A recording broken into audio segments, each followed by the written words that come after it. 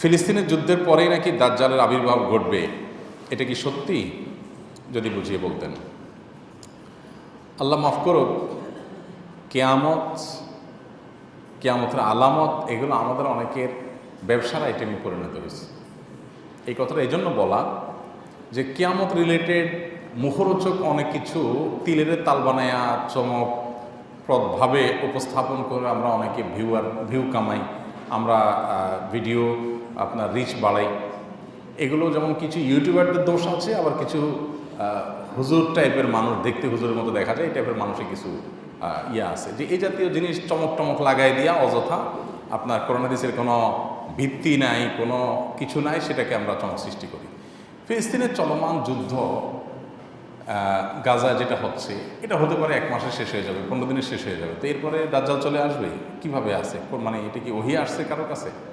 এরকম যদি কেউ দাবি করে থাকে তাহলে এটার কোনো ভিত্তি তো কোরআন হাদিসে নাই। দাজ্জাল আসার জন্য এরকম কোনো দিনক্ষণ ঠিক করে কেউ বলতে পারে না। হ্যাঁ, আপনি যদি বলেন যে পুরো ফিলিস্তিনের যে লড়াই চলছে, এই পুরো ফিলিস্তিন মুক্ত হয়ে যাবে, ইহুদিরা অপদস্থ হবে, সেটার জন্য তারপরে দাজ্জাল আসবে, তো সেটা কবে হবে সেটা তো একমাত্র আল্লাহ তাআলা ভালো জানেন। আর এরকম কোনো কথাও তো হাদিসে কোরআনে এইভাবে বলা হয় না। দেখুন, দাজ্জাল কখন আসবে, তার আসার আগে পৃথিবীর অবস্থা কী থাকবে, সে বিষয়ে কোরআন হাদিস থেকে বিভিন্ন আলামত, বিভিন্ন আপনার নিদর্শনের কথা আমরা জানি। কিয়ামতের বহু আলামত আছে, 141টা ছোট বড় আলামতের কথা বিভিন্ন বইয়ে ওলামা একরাম অনেকে সংকলন করেছেন। শেখ মোহাম্মদ আল আরিফি একটা বই সংকলন করেছেন, সেখানে 141টা আলামতের কথা বলেছেন। 10টা বড় আলামত আর 131টা হলো ছোট আলামত। ছোট আলামত বলতে যেগুলো অনেক আগে থেকে ঘটবে। এই আলামতগুলো বেশিরভাগই ঘটে গেছে।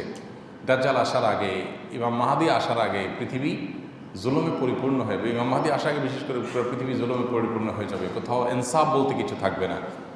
তারপরে একটা সময় তার আবির্ভাব ঘটবে। আবির্ভাব ঘটার আগে পৃথিবীর একটা পরিস্থিতি তৈরি হবে, সেগুলো হাদিসে আছে। কিন্তু সুনির্দিষ্ট ঘটনা এটার পরে ঘটবে, ওইটার পরে ঘটবে, অমুক জায়গায় দাজ্জাল আইসা গেছে, অমুক জায়গায় মাহদী আইসা গেছে, অমুকে দাবি করছে, হান হয়েছে, তান হয়েছে, এই জিনিসগুলো নিয়ে আপনার নিজে থেকে বিভিন্ন রকমের হিসাব নিকাশ মিলায়া একরকম মানুষকে বিভ্রান্তিতে ফেলে দেওয়ার যে একটা প্রচেষ্টা, এটা হওয়া উচিত না। এটা খুবই গর্হিত এবং অন্যায় কথা, এটা আমাদের লক্ষ্য করা উচিত।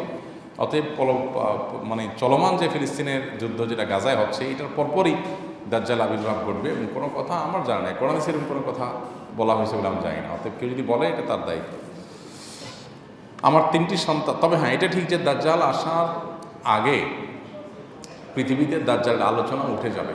এমন কোনো নবী পৃথিবীতে আসেন নাই যে নবী দাজ্জাল সম্পর্কে মানুষকে সাবধান করেন নাই। এবং নবী করিম সাল্লাল্লাহু আলাইহি ওয়াসাল্লামের বিভিন্ন হাদিস থেকে আমরা